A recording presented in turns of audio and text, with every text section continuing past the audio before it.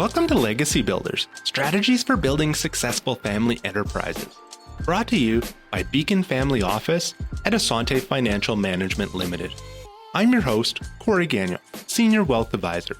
And on this show, we explore global ideas, concepts, and models that help family enterprises better navigate the complexities of family wealth. Today, we welcome Gavin Brauer, a professional EOS implementer who helps organizations dream big and execute using a proven system for running a truly great business. With experience in diverse industries such as health tech, manufacturing, consumer goods, professional services, and nonprofits, Gavin has successfully guided his clients to achieve their full potential. As a co-founder of Pearl Interactives, he partnered with a children's hospital to develop innovative video games that enable kids with disabilities to access wellness through play. Gavin also owns and operates KindHuman Bicycles, crafting high-performance bikes, running a bike shop, and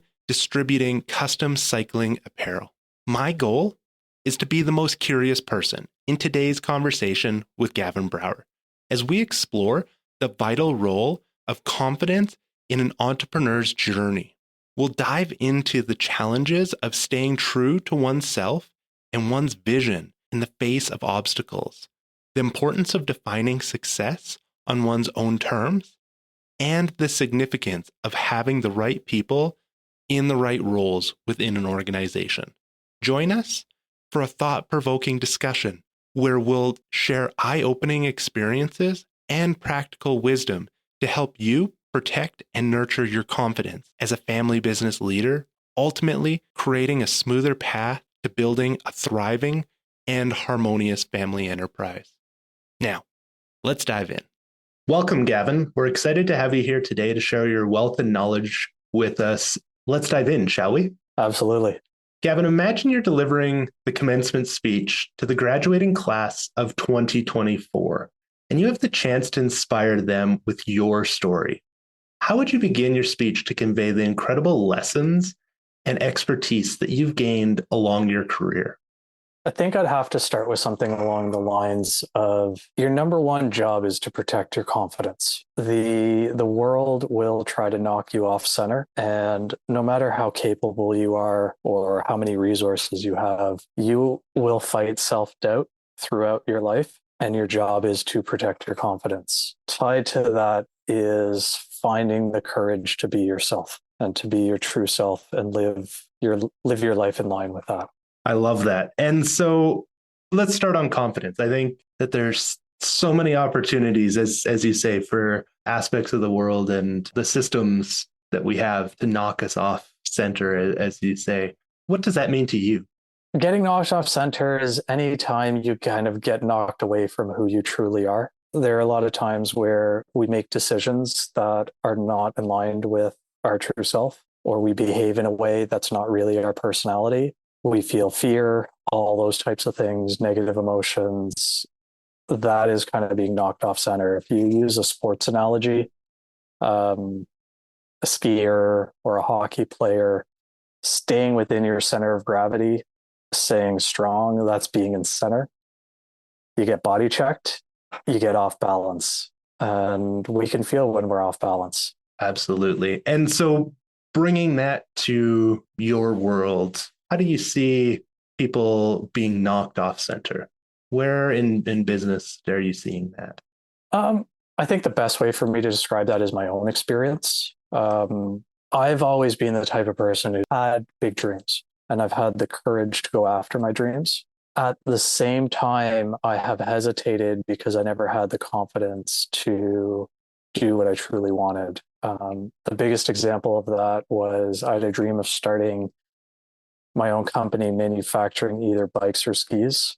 This was a dream I had since I was 12 years old. And I remember I was getting to the end of my MBA and I was thinking like, well, when's the right time to do something like this? Am I ready? And I remember calling this guy who seemed to have a lot of entrepreneurial experience and asking him, like, what do you need to be an entrepreneur and start your own business? And in hindsight, I I realized that I didn't have the confidence to do what I truly wanted, which was to start a company like that. And that's what was holding me back. Right. And so many entrepreneurs have big dreams, and there's so many dreams that go unlived for whatever reason. How do you see the ability to build up that confidence to actually allow some of those dreams to be executed? I think everybody comes to that on their own in their own way. And there's different motivators for different people. For me, it was I wanted to start my own company in the outdoor sports world.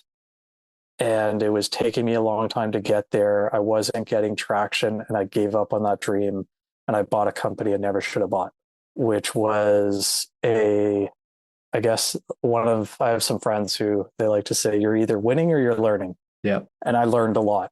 I came out of that, I sold the business and came out of that and said, I just had such a miserable experience. If I'm going to do something entrepreneurial, I'm doing what I really want. And that's when I found the confidence to go after my dream.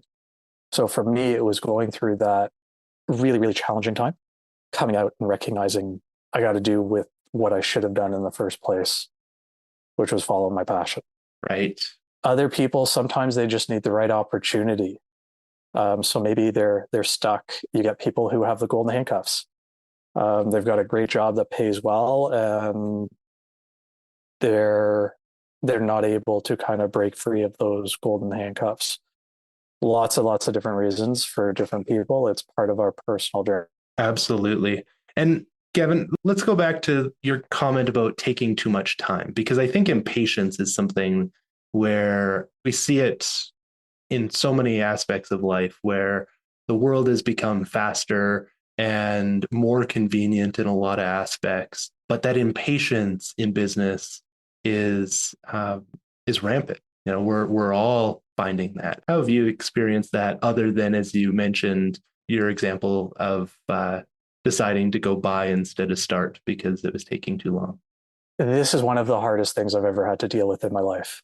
It's because what we don't know is, are we giving up just that bit too soon? You never know that. And like, I remember when I started KindHuman, my bike company, I didn't know the industry. I didn't know the business. I was making a lot of mistakes and it felt like I wasn't making traction. And my dad, I'd get together with my dad every once in a while and he'd be like, Gavin, you got to be further ahead next year than you are this year. I'd talk to my wife about it and, are you making progress? Like, what's going on? And I genuinely felt like I was stuck. And part of that was comments I was getting from people around me who I love and trust. I think part of that was mistaking their concern for advice. And then part of that was my own impatience. Yep. Of just not, and it comes back to confidence.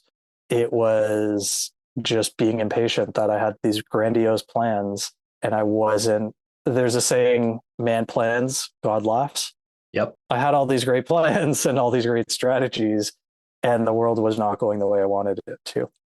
And so as I've gotten older and I've spent a lot of time working on this for myself, actually one of my goals this year is to be patient with KindHuman, my bike company.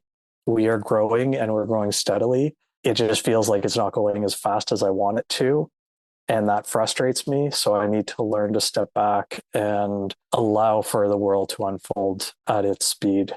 While there's a bunch of things I can do, there is a natural rhythm to this world. And I think a lot of times we're just not in the flow of it. And that's part of where this impatience comes from. Now, I want to go back to the comment you mentioned, your dad, and saying as long as you're further ahead next year. Because one thing is that sometimes when we receive advice, what is meant isn't what is received. So tell me, what did that mean to you coming from your dad? I think part of it was throughout my life, even going back, I remember being a kid and being this way. I have been driven by what I would call internal factors of success. So living a fulfilling life, being happy, having strong relationships around me. And the external forms of success, what we would know as like conventional forms of success, money, fancy cars, status, Yep. your title, what you've achieved. I haven't been as strongly motivated by that. At the same time, the lure of that, like if you're a Lord of the Rings fan and the ring, my precious, I Yeah. never wanted the ring.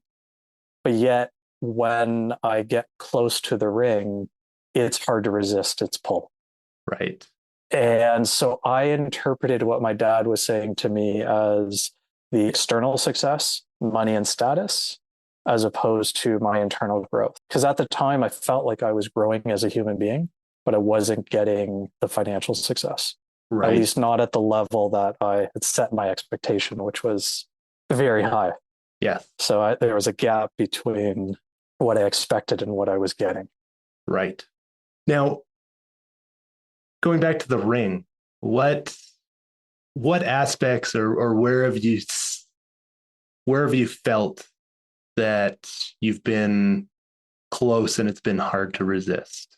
My bike company, Yeah. I've like felt on the crust, on the like just that one little thing we need to unlock, that we were so close to kind of scaling the company and going much bigger than what we are. Um, Felt it as an MBA student, kind of struggling with a lot of like, I was not an exceptional student in terms of grades.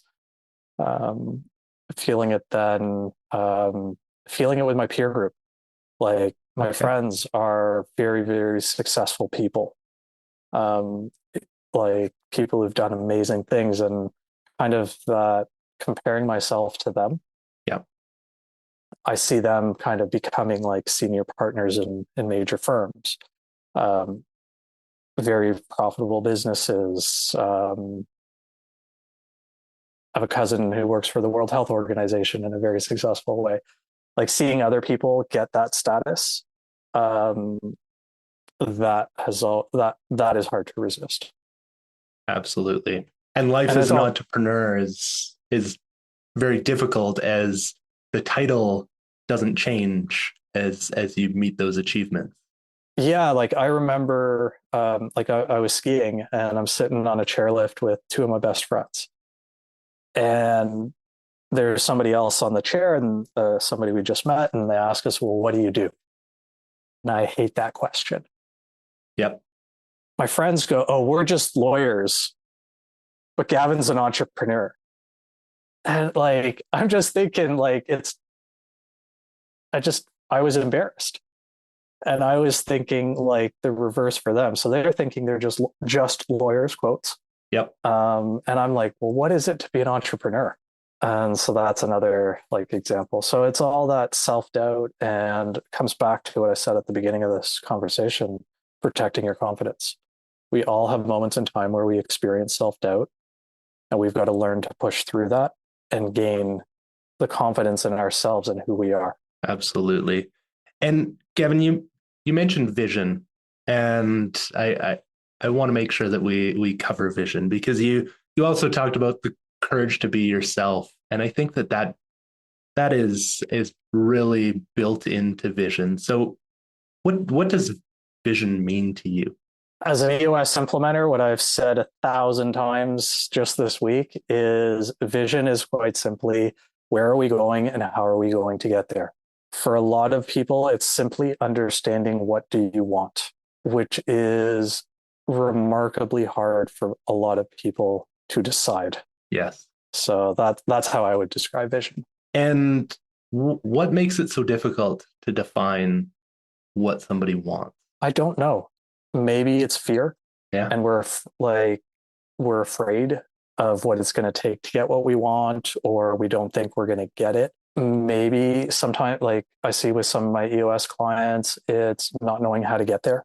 So you don't know how to get there, so you block yourself from coming up with the end state. It's internal confusion. Great example. My dad had been saying to me that he wants to retire when he's 75. At the same time, he had a lot of, I don't know what the right word was, but there was reservation Yep. around that. And he didn't really want that. Like my dad loves working.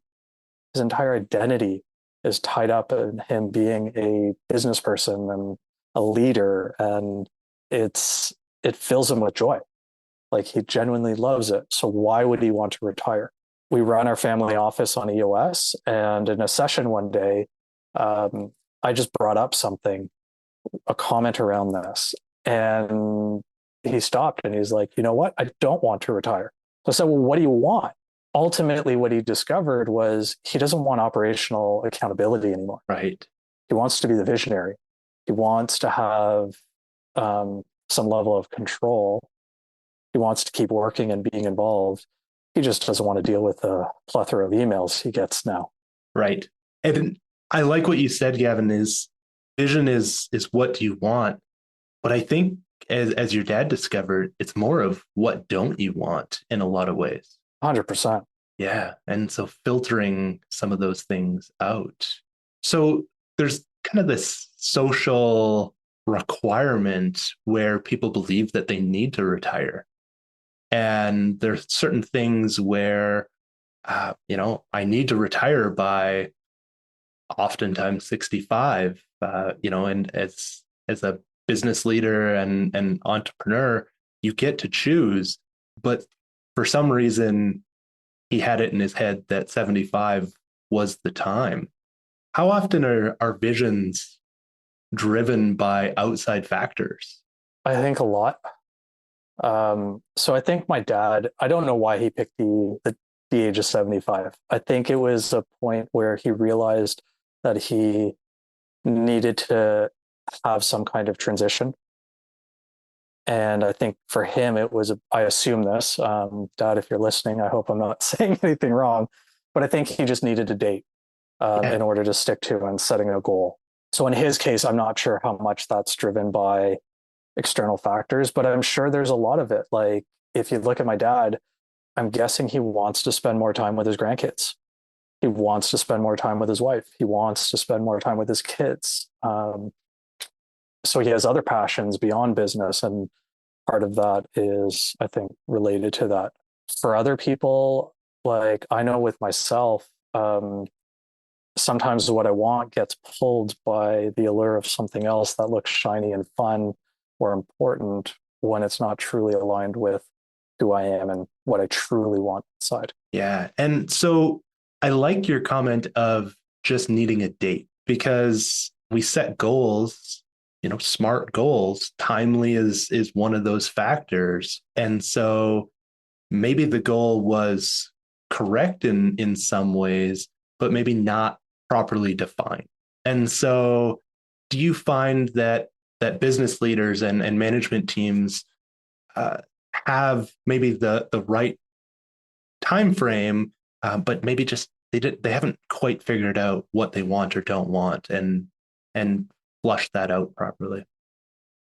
100%. It also goes both ways. So you can define what you want, set the timeline, but you don't have enough time to get there, going back to patience. Yeah. The other thing you can do is you can say, okay, here's the timeline. What can I actually get done in that time? So from EOS, I can give you two different examples. When we're setting a core target, which is our number one business goal we want to achieve over a long period of time, you control both what you do and when it's due. And you can play with both those levers to figure out the sweet spot. When we're setting rocks, which are our most important priorities that we're going to get done in the next 90 days, we know that 90 days is fixed because we always set rocks on a 90-day period. There's a reason for that, and it's a very good reason. But in that case, we have a fixed date, but we get to play with, well, what do we have capacity to achieve in the time we have? Right. And how often do you find that those rocks aren't the way that they're defined the first time? Maybe it wasn't achievable, or bit off too much, or maybe it was an easy thing that could be done tomorrow. How often do you find that people need some time to learn from those 3-month periods? all the time. I've never had a client who've been rock stars at setting rocks from the beginning. It's a skill we need to learn. There's a lot that goes into this. You need to know what to do. You need to know how much you can do. You need to predict what's going to come up that you're not even expecting. It is really, really hard setting rocks and setting your priorities and deciding what we're going to get done over the next 90 days. And it all comes back to one of the 5 leadership abilities, which is the ability to predict. I like that. And what I find with my clients is we all suck at setting ice. I was horrible at setting rocks the first time I did it. Coming with somebody who has a background in like kinesiology and psychology, where I've been setting SMART goals since I was in my early 20s. I've been doing this for a long time, decades. And I sucked at setting rocks. Once you do it, and you do it every quarter, after about a year, it starts to feel natural. After about 2 years, you actually start to get good at it. So it's just a skill that we all need to learn. Absolutely. And now I want to rewind a little bit and go back to what retirement meant to your dad, because I think that whether you're 75 and getting to that freedom, or 45 and getting to whatever level of freedom, there's something there that happens as a visionary to allow that to happen. And so thinking about it, if you will, it might be from your family office perspective, or just other businesses that you've worked with as an implementer. What needs to happen for that visionary to truly be the visionary? You got to get out of all the other seats you're in. Yeah. Like, it's that simple. And what does that mean to listeners who maybe are struggling with that concept and thinking about that? Okay. So one of my favorite tools in EOS is called the accountability chart. So we have a fundamental belief that there are 3 major functions to every organization. You have a sales and marketing function. You got to bring the business in. You've got an operations function. You've got to do the business. And then you've got a finance or administrative function, or sorry, I should say finance and administrative function, where you've got to organize the business and administer the business. Get the business, do the business, get paid for the business. That's the first level of your leadership team. Each of those is a seat, and you can break each of those functions into multiple functions when you need to. Right. For example, sometimes split marketing as one seat, sales as a separate seat. Sometimes it's combined as one seat. So that's the first level. Above that, we have a seat we call the integrator. Their job is to integrate the major functions of the organization, creating harmony, helping break through barriers. They are driving accountability and discipline throughout the business. They are running the day-to-day. Right. You then have this other seat who sits above the integrator, which we call the visionary. Visionaries are typically people who lots of ideas, like ideas come to them like snap, snap, snap. Yeah. They're typically great with big relationships and solving big problems. They're typically not good at hard conversations, driving accountability and discipline. That's work that is best done by an integrator. Right. When I use something like, just as an aside for this, when I use like sitting above, what I actually prefer, I'm just describing that because I'm doing this verbally. I prefer to think about our accountability chart as a map and flat. Nobody's above or below anybody else. Nobody is superior or inferior. It's just a map. We know where everybody fits and where everybody lays on this flat surface. I like that. So going back to the original question, in order to get into that visionary seat, you've got to stop doing the stuff in all of the other seats that you're doing and purely do the stuff that is visionary work. And And from your side, being that implementer, bringing that into the family office, how did that, was it one of those things sitting there that day where it was obvious that like was it your dad's epiphany? Was it your bringing in? Was there other people in the room who said, this is what needs to happen for that goal to come to fruition? Well, I think what happens is a lot of this stuff we intuitively know, Yeah. but it's fuzzy or it's etheric. What we need to do is make it concrete. And so we go through the exercise of building the accountability chart, which every time I do this, I'm surprised at how difficult the process it is to actually say, these are the seats we need. These are the major roles each seat does. And then finally putting the right people in those seats. It's hard work. Yeah. And so, but once you start doing it, it starts to crystallize. And it then starts to become obvious. Oh, I didn't realize that I was actually doing this. Example, you get the CEO who's booking our session room. Why? Because they have a relationship with the golf club where it's getting booked. Right. They're not letting go of that. When you have an organization with somebody, unless it's one person, there's likely somebody better than the CEO whose job it is to book meetings. That's an example of doing something where you're not near, not in the seat it should be. Absolutely. And go ahead, Gavin. I was just going to say, like, delegation is like another piece of this, and it is hard to delegate. It is, yes. You made a comment about natural rhythm, and I think that there's an aspect here where natural rhythm comes to play of those people in the right seats. And so what does that look like to you if people are in the right seats and that rhythm is Yeah, in EOS we have a term called GWC. In order to be in flow and to be in rhythm, you have to GWC your seat. So what does that stand for? G, gets it. W, wants it. C is capacity to do it well. So gets it is you were just instinctively born to do this, like a natural salesperson. My brother, natural sales guy, he gets sales. Me, not so natural. I don't get sales. right. Wants it is, do you actually want the job?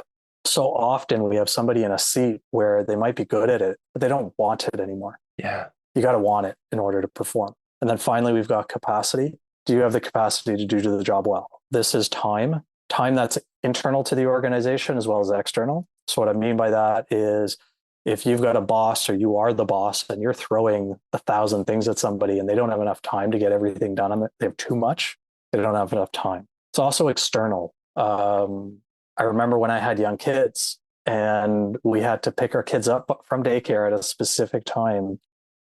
If you're in a job where you got to be at the desk when you have to be picking up your kids, you do not have the external capacity. Right. The big one now for a lot of us, especially people my age, is aging parents and caring for our parents. If you've got an aging parent, do you have the capacity to give your all to your job? Maybe you do, maybe you don't. So time is a big piece of capacity. You've got experience, you've got training, certification. Easy one here. You run a factory, you need lights installed, you hire an electrician. Are they a certified electrician or not? If they're not, they don't have the capacity to do their job. Right. Absolutely. Yeah. So GWC, gets it, wants it, capacity to do it. That is all about being in the right seat. Absolutely. And so with the right people in the seat and the organization starts to feel that flow, is there something that clicks where you can say, this has happened, it has been achieved? I'm thinking about the organization as a system, and there's resistance, there's the push and pull where people are doing what they're doing and they feel like that's more difficult than it needs to be. And I'm envisioning that if you've got the right people in the seat and they know what they're supposed to be doing because that vision has been properly documented, that they truly are functioning at that capacity. They're in flow. And so I'm just wondering what it might feel like from the inside. What the people, I'm just thinking, got a family, maybe your brother was leading up sales, and you knew, yeah, this is working well because he's got the business coming in. We're doing the business well and getting paid for it, as you said, the three areas, but we feel like everyone's supported and it's working well. When it clicks and it's like, yeah, we really have got the seats in place, the people in the right seats. Well, because you can feel it. The frustrations we typically deal with are significantly less. We're working together in a healthy way. So we've got a functional team working together to achieve the goal. It's that feeling like when you're playing on a team and everything, you just know how to pass the puck, right. And you know where your partners are going to be because you can predict where they're going. Stuff like it's that feeling of ease and smoothness and flow. It's, if you think about a river, this is an analogy I got from Michael Singer, who's an author that I love, wrote a book called The Untethered Soul. Highly, highly recommend it.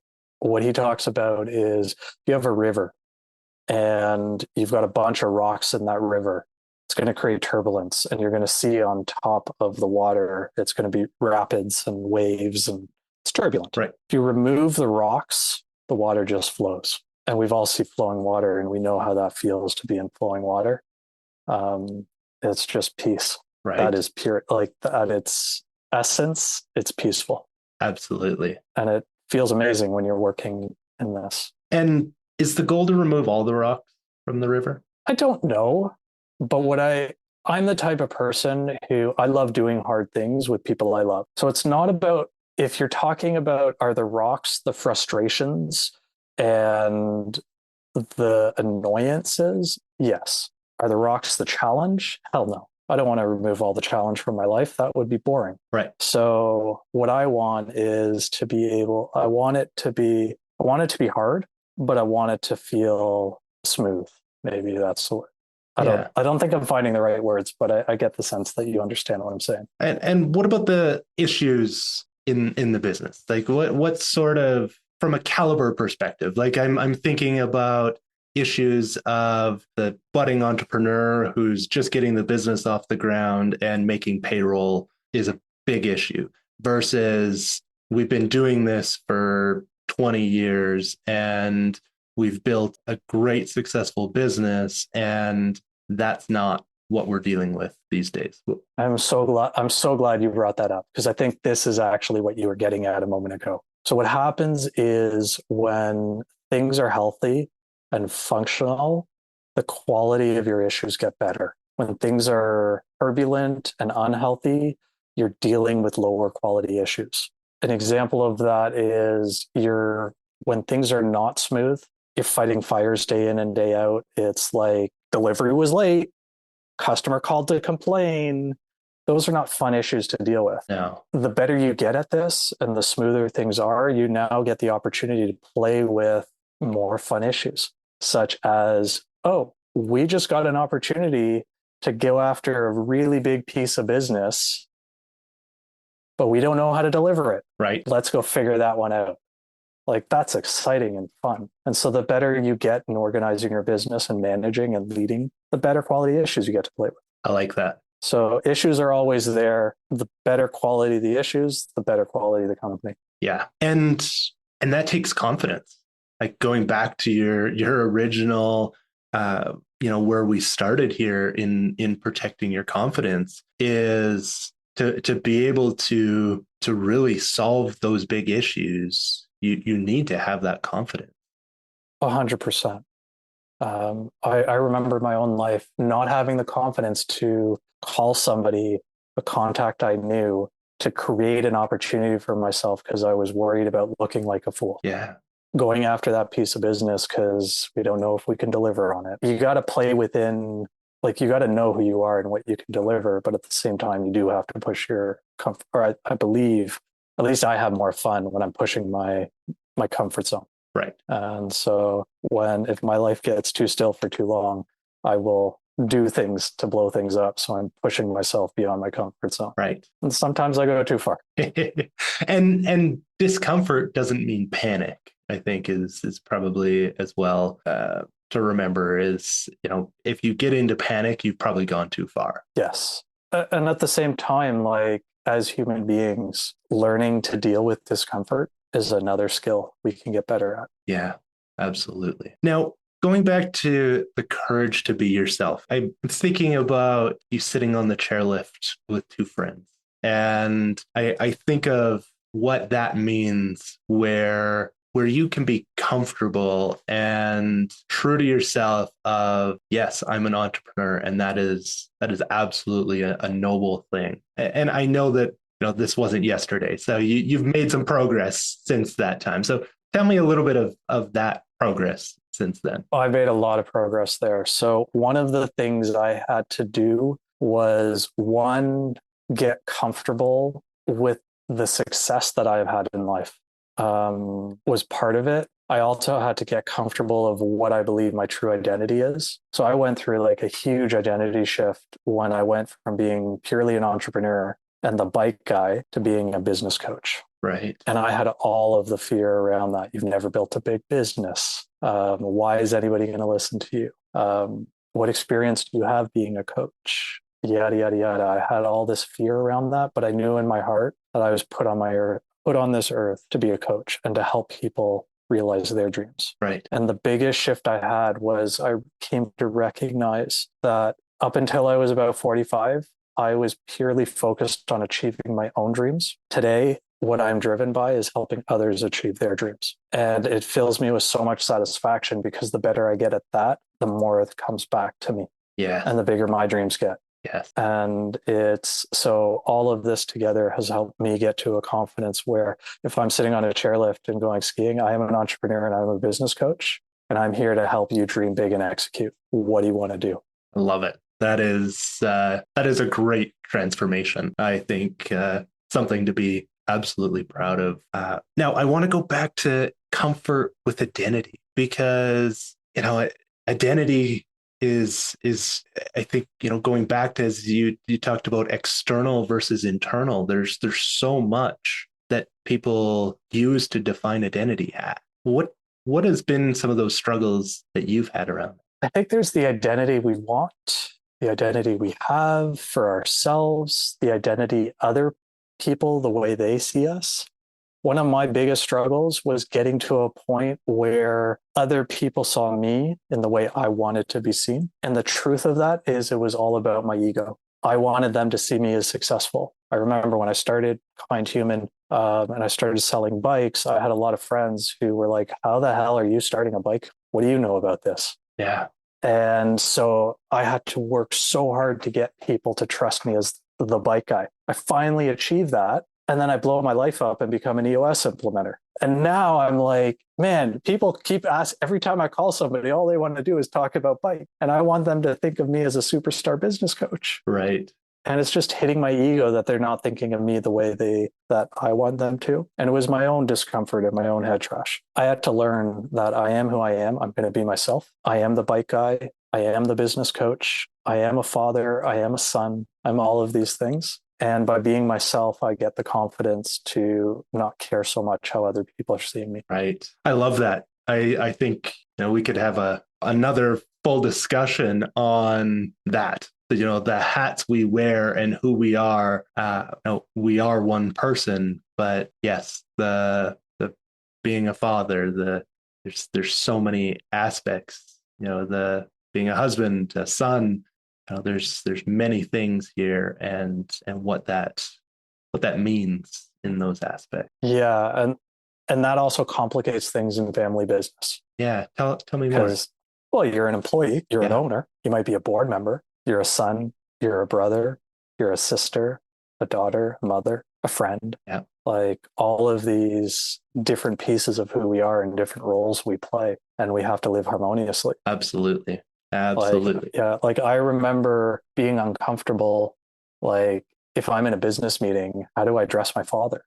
I call him by his first name? Do I call him dad? Yep. Like I had stupid anxiety over this, like when I was in my 20s, because I wanted to deal with those issues of like, how do we be professional and all that nonsense. Absolutely. Those are real struggles, and something that there's no manual for that. Ultimately, what I decided one day was he's my father. Everybody knows he's my father. So I'm calling him dad because that's what I call him. Right. And I just stopped caring in terms of, am I looking professional? I just behaved professionally. Yeah. Gavin, as we near the end of our conversation, there's a few questions that I ask guests before we wrap up. Are you ready for the tough ones? Let's go for it. All right. What is one key strategy you believe is most essential for building successful family enterprises? I don't know if what I'm about to say is actually a strategy, but I'll say this anyways. What a strategy is it's the plan to get from A to B. Yeah. Right? How do we get that? We believe that there's 5 key things that every organization needs or every family needs to do that. We got to know what point B looks like. Where are we going? We didn't know who's going to do which parts of the work to get to point B. We've got to execute today's business as we know it. We've got to build tomorrow's business as we dream it. We got to hold ourselves accountable for actually doing the hard work. And what I love about EOS is our 5 foundational tools align perfectly with this. That's great.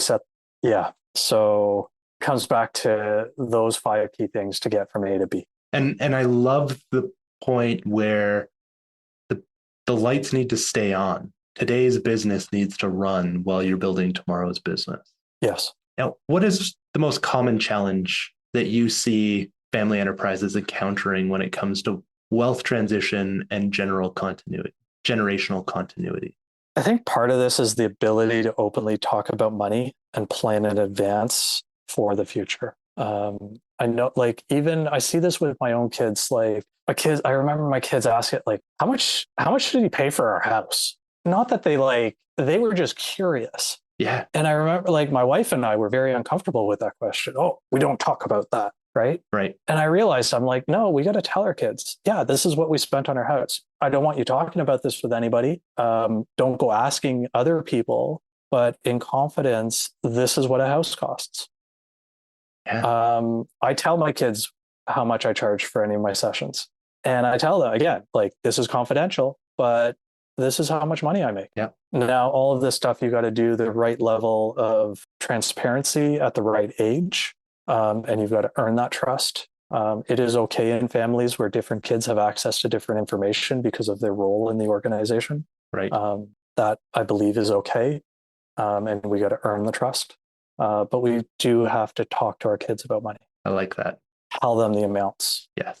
But do the right level of transparency at the right time. Love it. That's great.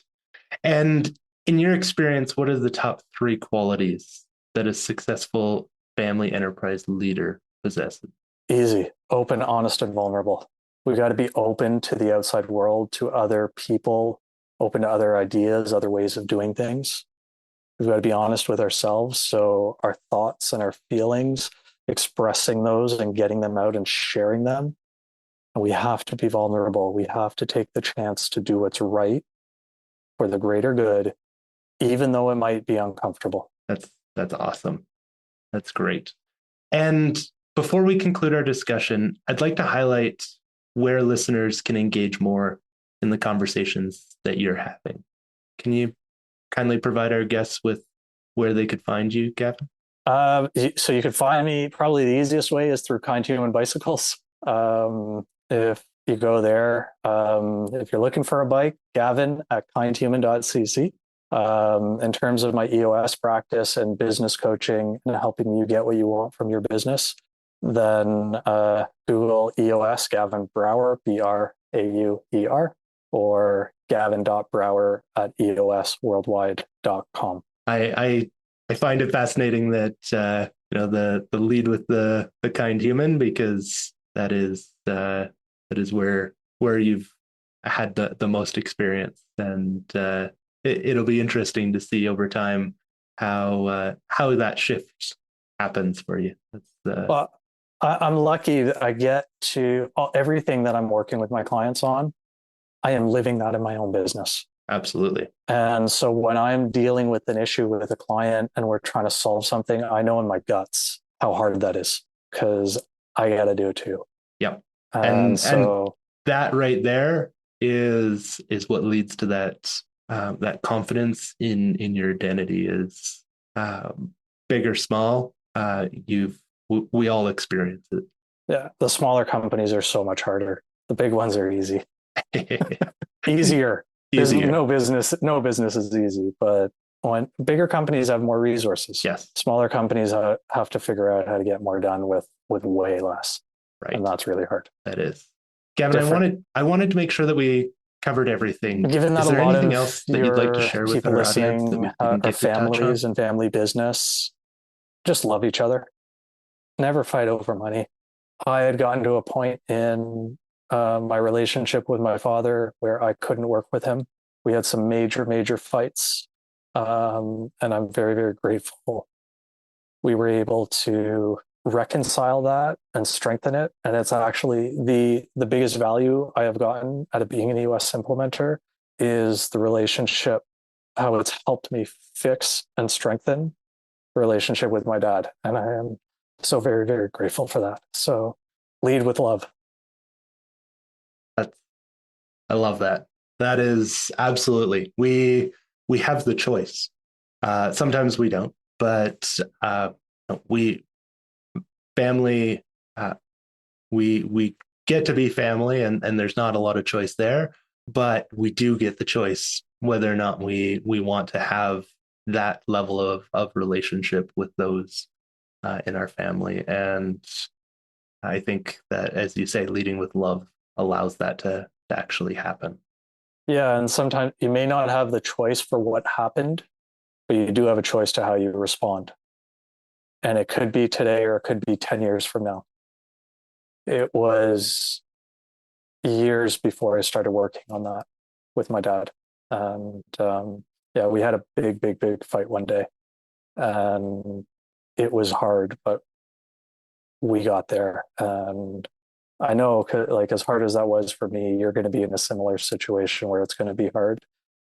Find the love, do the hard things to get what's important, which is the relationship with the people we love. Awesome. That's a great way to end us off there, Gavin. And thank you for taking the time to share your experiences and expertise with us today. Your insights have been incredibly valuable, and I'm grateful for your contribution, and I know our listeners will be as well. Well, Corey, thank you so much for having me on your show. This has really been a pleasure, and I hope the people listening have learned at least one thing out of the time we've had together. So thank you. I'm sure they will. As we wrap up this episode, we invite you to reflect on the insights Gavin has shared about the importance of protecting your confidence, finding your true identity, and fostering healthy relationships in family businesses. Whether you are part of a family business or provide consulting to them, Gavin's experiences highlight the significance of being patient with your dreams, setting clear goals and priorities, and ensuring the right people are in the right seats to create a sense of flow and harmony within the organization. Throughout our discussion, Gavin highlighted the crucial role of protecting one's confidence and staying true to one's authentic identity in the face of challenges and setbacks. He emphasized the importance of patience and perseverance in pursuing one's dreams, while also setting clear goals and priorities to guide progress. Gavin also delved into the concept of GWC, get it, want it, and has capacity to do it, underlying the importance of ensuring that team members are not only capable of performing their roles, but also have genuine passion for their work. Ultimately, Gavin's insights underscore the importance of embracing discomfort, leading with love, and maintaining healthy relationships in navigating the complexities of family business dynamics and achieving one's aspirations. For those seeking additional guidance on navigating the complexities of family business dynamics and implementing the entrepreneurial operating system, Gavin is always eager to connect directly You can reach out to him via his website, and we've included his contact information together with additional resources in the show notes to support you on your journey. Thank you for joining me, Corey Gagnon, your host of Legacy Builders Podcast. It's my personal passion to explore with you these topics related to family wealth. If you enjoyed today's episode, you can subscribe on Spotify, Apple Podcasts, or your preferred podcast platform.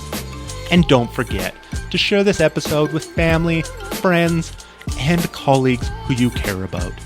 If you'd like to help support this show, you can do so by leaving a rating and review. If you have any questions about anything shared on today's episode, or have topics you'd like us to dive deeper into in future episodes, please let us know by emailing beaconfamilyoffice@asante.com. That's beaconfamilyoffice@assante.com. Legacy Builders, Strategies for Building Successful Family Enterprises is brought to you by Beacon Family Office at Asante. Are you worried about losing what you've created and seeking ways to transition your wealth across generations? Beacon Family Office at Asante supports our clients transition their wealth while maintaining relationships. If you'd like to access more content we've created, you can visit us at beaconfamilyoffice.com or for more details on our services and book an initial call. Thanks again for listening, and until next episode, stay intentional about building your legacy. This program was prepared by Corey Gagnon, who is a senior wealth advisor with Beacon Family Office at Asante Financial Management Limited. This is not an official program of Asante Financial Management, and the statements and opinions expressed during this podcast are not necessarily those of Asante Financial Management. This show is intended for general information only and may not apply to all listeners or investors. Please obtain professional financial advice or contact us at beaconfamilyoffice@asante.com or visit beaconfamilyoffice.com to discuss your particular circumstances prior to acting on the information presented.